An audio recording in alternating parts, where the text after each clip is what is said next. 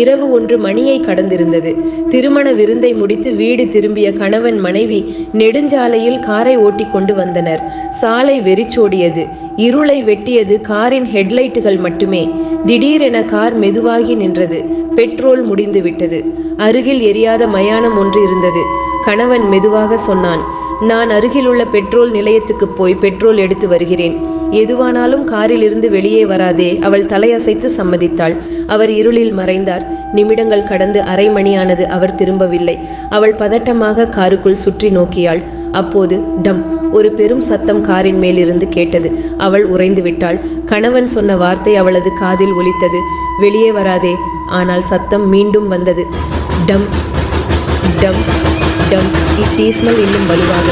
Car சற்று அதிர்ந்தது. அவள் பயந்து வியர்த்து கண்ணை திறந்து முன் பார்த்தாள். ஒரு வாகனத்தின் ஹெட்லைட் காரை ஒளிர வைத்தது. அந்த ஒளியில் காரின் மேல் ஒரு பெரிய கரும் நிழல் நகர்ந்தது. அவள் தாங்க முடியாமல் கதவை திறந்து வெளியில் வந்தாள். அந்த நொடியில் அவள் கத்தி விழுந்தாள்.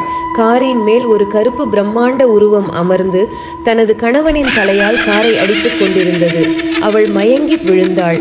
அடுத்த நாள் அவள் மருத்துவமனையில் விழித்தாள். போலீசார் கூறினர், அவளது கணவன் சாலையோரத்தில் இறந்த நிலையில் கண்டுபிடிக்கப்பட்டார்.